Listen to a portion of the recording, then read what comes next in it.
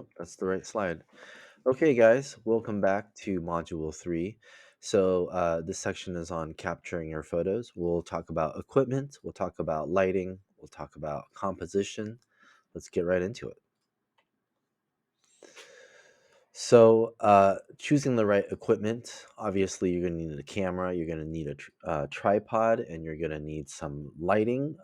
Basically, you can use any sort of lighting, window light, artificial light, or just available light.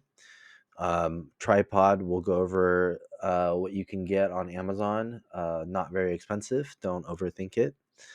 We're going to be talking about cameras. We'll talk about your phones, and we'll talk about other options.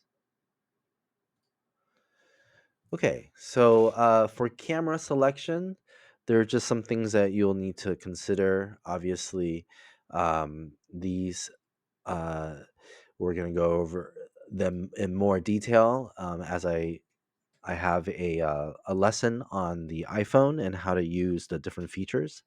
But your basic camera phone has most of these features built in: low light performance, image stabilization, so that you can hand hold your camera and also that it will track a subject while it's moving so that it'll have better focus.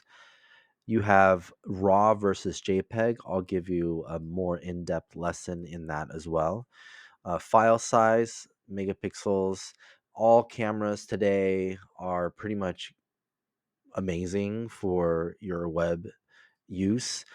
Typically, for your web or for your phone, you're using an image no larger than 1500 pixels by 1500 pixels. So you don't really need anything larger than your phone camera, which are generally 12 megapixels at this point.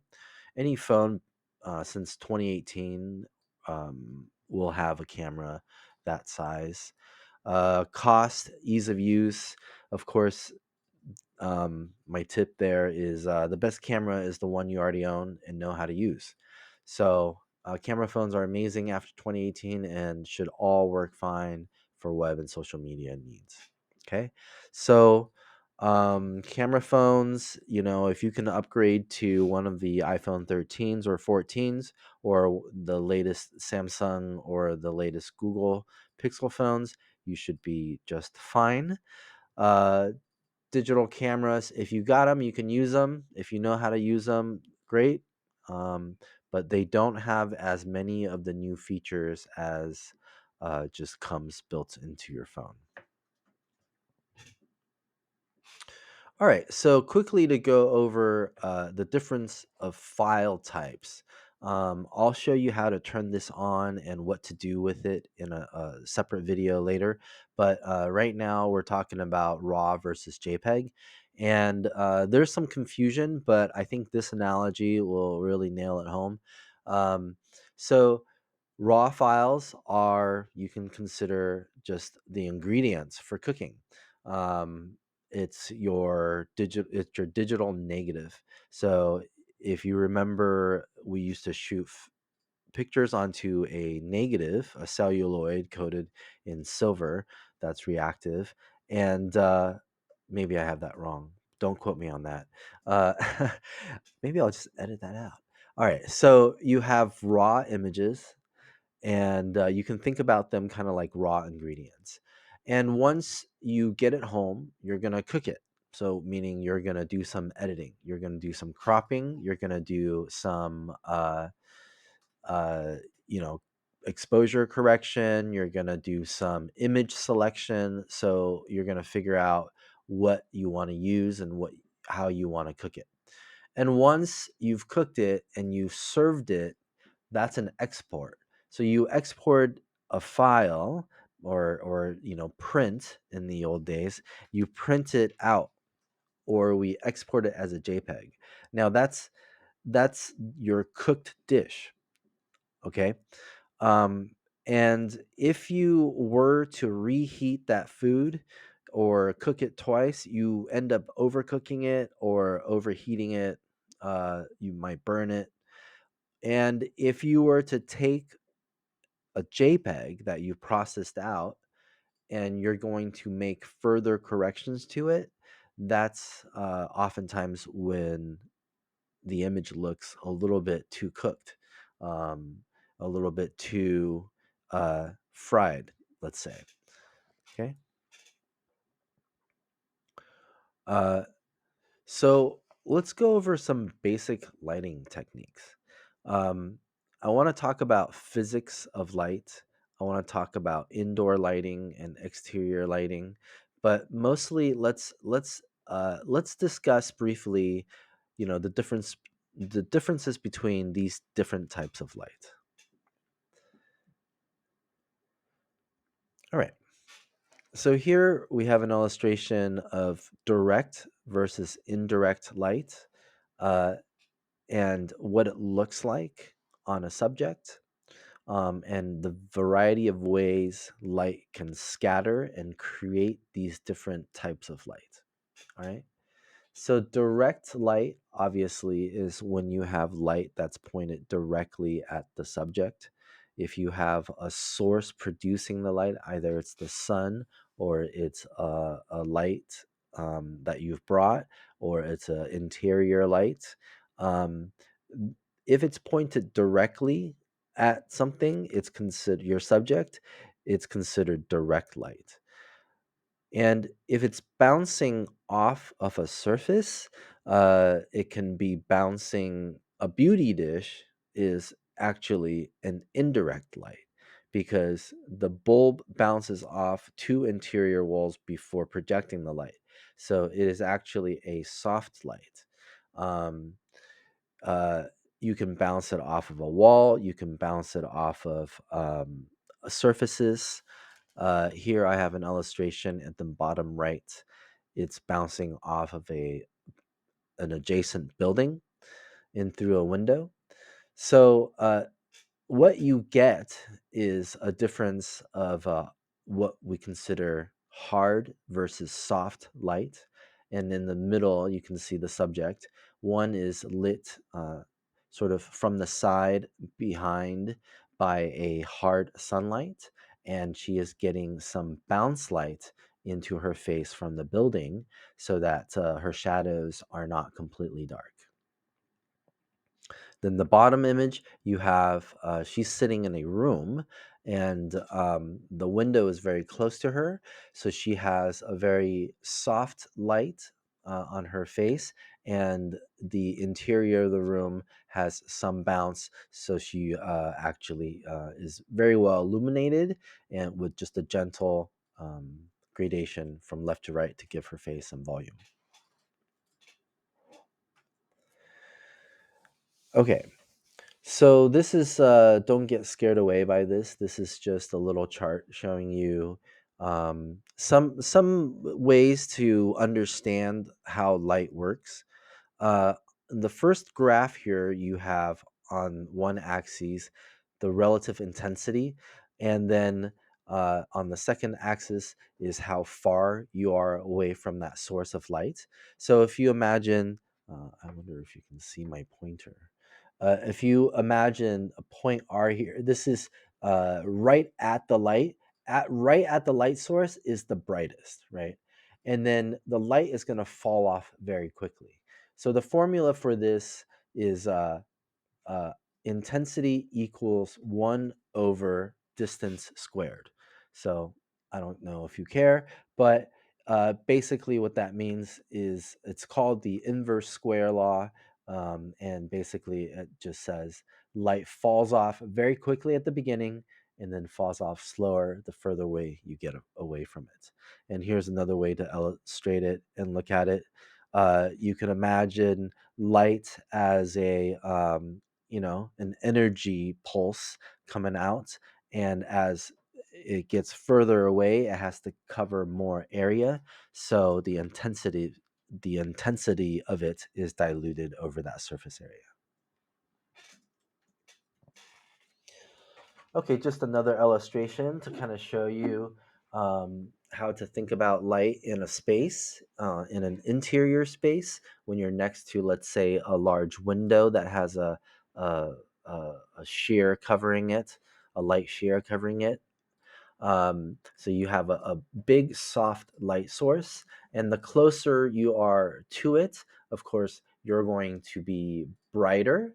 The way that I've expressed that is with the color there, um, how much of that light you're going to get.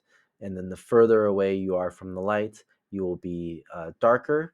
I've put exposure values there to they're not to scale, but the further away you get from the light, the darker you are, so the more overexposed your camera setting must be. And I think I put a slide here. Or did I say, don't worry, you're not going to be tested? Oh, no, not. There we go. Okay, so here's another way to sort of visualize it. Um, as you move further away from the light, the intensity of the light gets less. But don't worry, okay? Here it is. Don't worry, you won't be tested on this. Uh, this is just use the right. Okay, don't worry, you won't be tested on this. Just use the auto feature that comes with every camera phone. Shoot it in RAW mode if you can. Hold that camera steady, or use a tripod if you need to. You'll be fine. Right, but it's fun to know what's going on, so you can use it to your advantage. Here's another example. I've taken those same cups and I've adjusted each one by a little bit their exposure value, so that they're sort of similarly exposed. But you can see that actually there's a difference in the shape of the shadows. So the transition between a dark shadow and the highlight we call feathering. So you can see that the closer you are to the light, the longer the feather distance is. Um, I don't know if you can see that, but in the rightmost image, that image is closest to the light source, but it has the longest feather, meaning the longest transition from the bright color to the dark shadow. From the bright side of the cup to the dark side of the cup, it has a very gradual transition. And then when you come to being far away from the light, you have now a sharper transition. So we call this light a harder light, and we call uh, the light that has a softer transition, we call that a softer light. But you also have to compensate for the intensity of the light, because when you're further away, you obviously need to expose your image so that it works out right. But again, don't worry, because the auto feature on your phone will take care of this. Okay, so I dug up some examples of a lady that I took photos of, and this all took place in the same day with within a few hours of each other. So the first photo is her face is basically in shadow, and she's getting bounce light from the room. So that's what that looks like there. um, and the second picture is she's getting bounce light from an adjacent building through a window, but the window is frontal to her. Okay, and you can see that the background and her are equally illuminated, meaning um, she's getting the same amount of light as the background because she's actually leaning up against it. All right. Picture number three. She is actually quite far away from the window, even though it's a floor to ceiling window. Because she's kind of far away, the transitions of her face are sharper.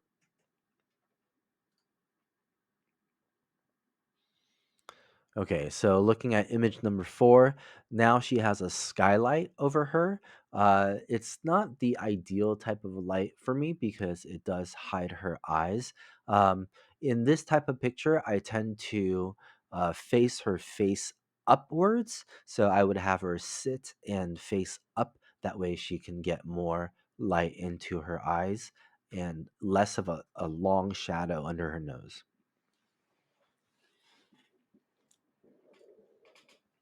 Okay, image five. Um, image five, she is standing more or less in the shade under, I think, maybe a tree so that the light hitting her is very dappled. And the background is actually a pool. And she's kind of facing her face up to the sky. So, and this way, she's kind of getting a blue light coming down on her face. And it's a very even light because it's basically the whole sky. Okay, the next one is uh, number six. And number six, she is directly backlit by the sun, but her face is illuminated by an adjacent building. Number seven, again, she's in the sun, and I'm having her face her nose to the sun as much as possible. Of course, it causes her to squint. So it's not the ideal face position, but in order to avoid long shadows that aren't really pleasing on the face, uh, you should have your subject point their nose to the sun if you can, but this is just to also demonstrates what kind of effects you get. Number eight, again, uh, allowing her to point her face to the sun, but also shooting her from the side where I don't see as much shadow. But this type of technique works both indoors, outdoors with subjects, and also with objects that you might be lighting, even in products. You can always use these principles. All right, so I want to show you the difference of an image and what exposure can do to it. So here's an image for a client, and generally people would just consider this a bad image. And if you were to ask them why, they they might say it's too dark, or they might say, "Oh, I don't know, I can't see anything," or "I feel it doesn't look right." All right, and this is an image that is more or less properly exposed. It's not the final retouch, but it's the same image, but with the proper exposure. And so, uh, with very little, you can do a lot. Meaning, if you take a photo that's slightly dark, don't panic. It can be fixed. All right, again, here's another example. One of the things that I want to urge you guys is not to worry as much about light. Sometimes the light is just fine. In this office building, the light was just fine. I th- I may have asked them to turn off the overheads, and so that I get more just window light. Uh, I often will do that. I will reduce the number of different lights because lights have different colors to them. But here's an image of just a couple of people working. I definitely arranged everything. This is a fake scene. Um, and you can definitely just ask people to do this, and they're generally more than happy to, even though they'll always kind of make those funny remarks about how they don't look good or need to lose weight or so on and so forth. But, I think people generally are fairly willing to be photographed. But we did set it up with paperwork and with laptops and putting the cords away and making sure that things are lined up actually a little bit to the edges of the table and stacked nicely, and people are wearing colors that don't clash, and also the expressions, we kind of give them something to do so that they don't feel awkward. Sometimes I'll ask them to talk about their favorite fruits. All right. So here's that same photo, but I just exposed it, fixed the exposure. I also fixed the color a little bit, and I brightened the whole thing, and I brightened them specifically and darkened the background a little bit. And I also squeezed the picture from left to right a little bit, elongating the photo, and also making sure that the lines in the background are straight up and down. And I think that the same photo is now a lot more powerful. And so these are examples of what you can do to fix your photos and make them look more professional. Okay, here's an example of another one. Definitely staged. There was nowhere for the lady in green to sit. We had to bring over a stool. We definitely cleaned up her area just slightly and uh, draped the jacket over the chair. We had them interact, and we just gave them a subject to talk about. And here's that same photo fixed up slightly. Again, we elongated the photo. We corrected the color and made the subjects brighter. Okay.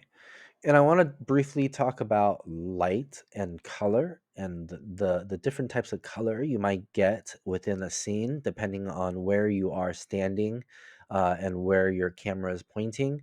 These are some of the things that you might want to be aware of when you're looking at an image and you're trying to evaluate what is right or wrong about the image. Sometimes the color matters.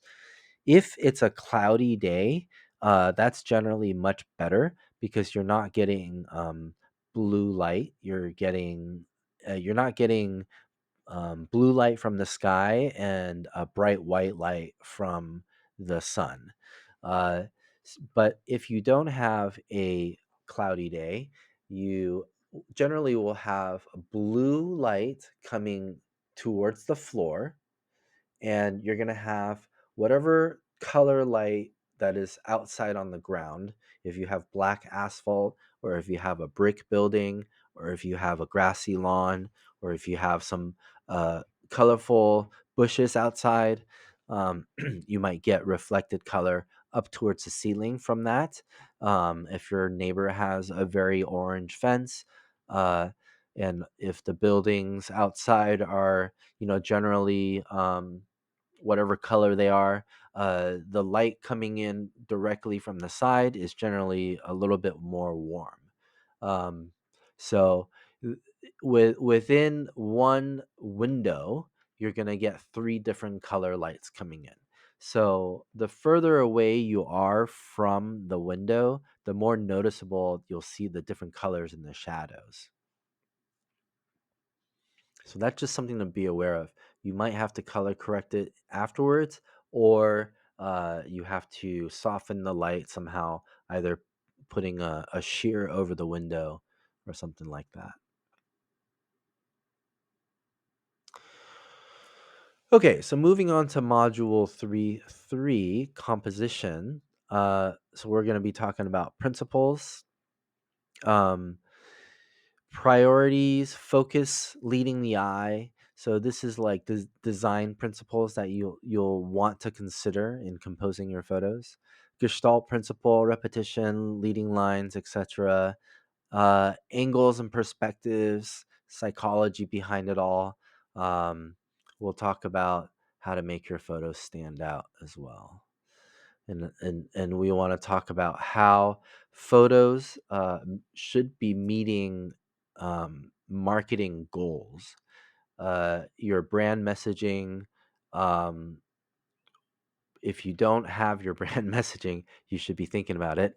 And if you do know your brand message, do your photos exhibit or express that brand message? Okay. We're going to make a separate video about that as well. All right, so just talking about some basic principles, and there's tons more words than this. I just picked out a few, and this is an exercise I used to make people do uh, when they were uh, this was an exercise that I used to make people do when they were applying to work at my company. Anyway, I would say, okay, you have three shapes: a circle, a square, and a rectangle, and show me as many different ways of filling a frame as possible. And you have 5 minutes to do it. And I would get all sorts of different results. And from that little test, it was, it would become pretty clear to me a couple of important things about the people that I was going to be hiring. Anyway, but this is also a good way to just show you the different ways that you can use composition to draw interest to something, or to to accomplish goals in your marketing. Okay. Uh, and a good marketing photo is basically one that creates some sort of response in the people viewing it, right? And so there is a purpose, there is a message, and there are ways and tools we can use that. These words, you know, evoke these designs, these patterns, the way that we lead the subject to how we want them to see something. This is the power of photography. This is the power of design. So uh, it's fun, and it's one of my favorite subjects. Okay. For example, just starting from the top left, we have contrast. So basically, you know, contrast can be thought of as contrast in shape, contrast in shade, contrast in size. Um, here we have sort of a positive negative space use of contrast, pattern, uh, depth. So I've got one shape that is closer to us and the other shapes that are receding away. And generally, depth is characterized by things becoming more out of focus. Crop, if they were the same size, but the importance of it, um, the one shape that is completely within the crop has a certain amount of weight to it, a more importance, maybe. Symmetry, obviously. Asymmetry, you can draw attention to something using asymmetry. Hierarchy, placing something above others. Difference, uh, you can have lots of objects and showing, highlighting the difference of something, maybe. Repetition, juxtaposition, contrast again, linear. Leading, this is a fun one. Leading, obviously. Focus, so just one shape at a time. Organic, you know, making half circles, making fun shapes that feels organic out of the half circles. Chaotic, you can also have ordered, and so on and so forth. And so depending on the goals that you're trying to meet, sometimes the words that you would use to explain and to describe something, uh, these words have a visual translation, and many people can kind of.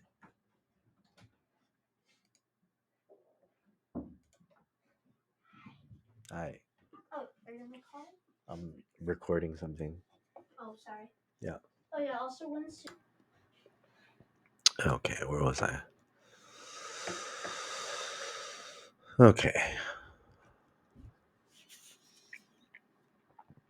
Okay, so let's see here. What's next? All right.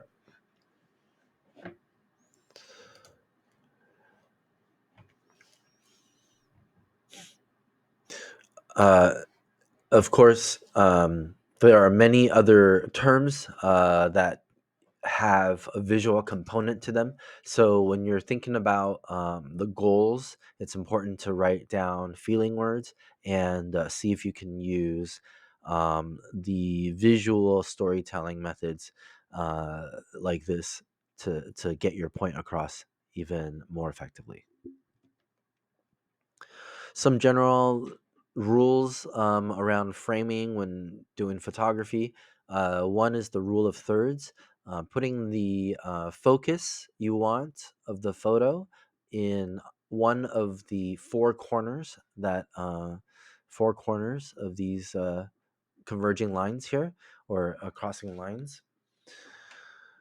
Okay, and you can choose any of the corners to put your subject in, but some work better than others. We can show you that later.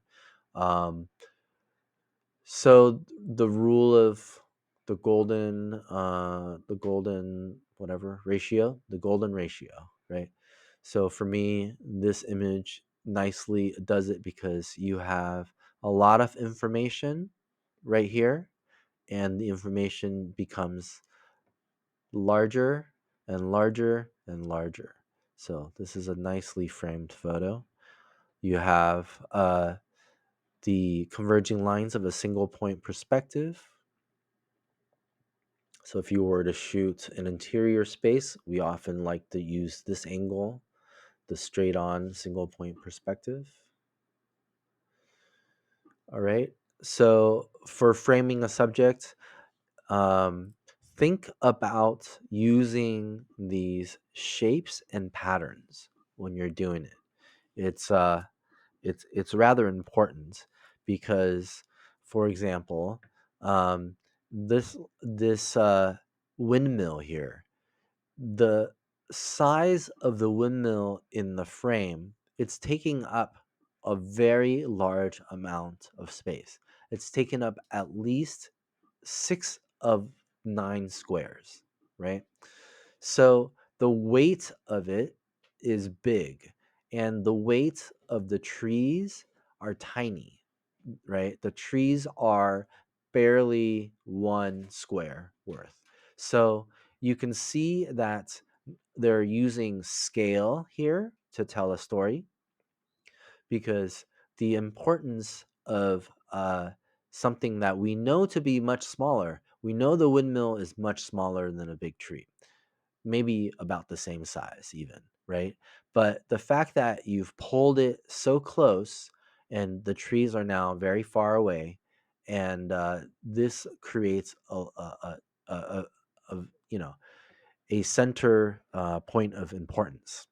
And if someone were to shoot this from their iPhone, they easily might be standing way too far back, and the trees would be of an equal size. Or maybe they're standing at the wrong angle and the trees are much larger than the windmill. Or perhaps they're shooting from atop a hill and the windmill looks small in comparison to the tree. So, uh, in order to make this work, you have to be low enough, you have to be close enough, you have to use a wide enough angle on your lens. So these are all considerations that you must make when you're composing a photo. An effective use of the golden ratio here. This I see this a lot.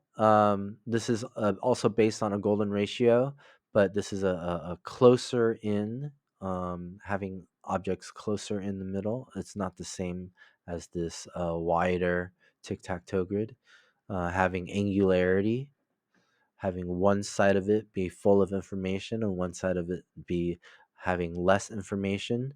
So one side can be considered perhaps more chaotic than the other. This can also be considered asymmetrical. Um, Center point, again, framing. Here's depth of field and framing. Using a nice use of space, of negative space on the side, and maybe foreground objects. This is taken from art, this blog here. So very good job they've done. Leading lines, repetition, linearity. Um, this one is very dynamic here, taking up taking up the full space, zooming in, change of scale. Here we have positive, negative space, but maybe a better crop would be tighter in. Same thing here. Because of symmetry, maybe you want to reduce your crop. Okay, talking about crop, here's an image that is properly cropped and one that is not properly cropped. And again, here's an image showing what coming in tight could do to an image. It goes from being less dynamic to very dynamic. Here's an example of cropping in without much concern, just centering the face. And here's the website that I got it from. Good crop, bad crop. Portraits. That's funny. Okay, and here's another look at how to crop. And you can see that the negative space above the top of her head is very much considered. The negative space that her body is creating is considered.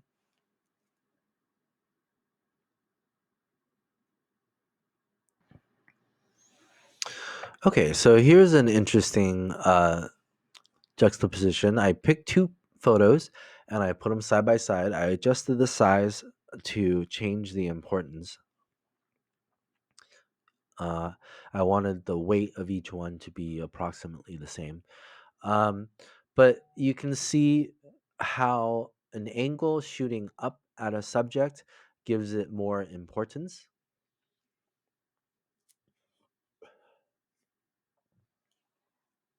But also, you can see uh, what size can do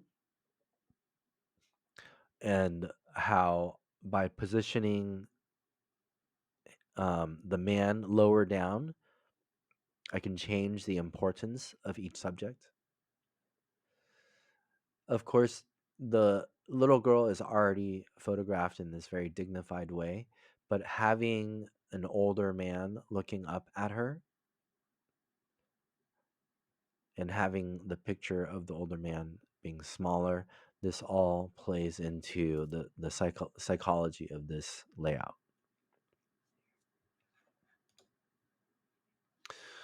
Okay, here's another juxtaposition. Here's another juxtaposition. So I got one lady walking down the stairs and one lady sitting looking up slightly. Okay. And so the lady that's sitting down looking up slightly is older, and the lady who's walking down the stairs is younger. But the way that I have the way that I have them laid out, you can see that uh, their sort of importance and weight feels different. We do feel like the younger lady somehow is more important, and somehow the lady sitting down is perhaps a little less important.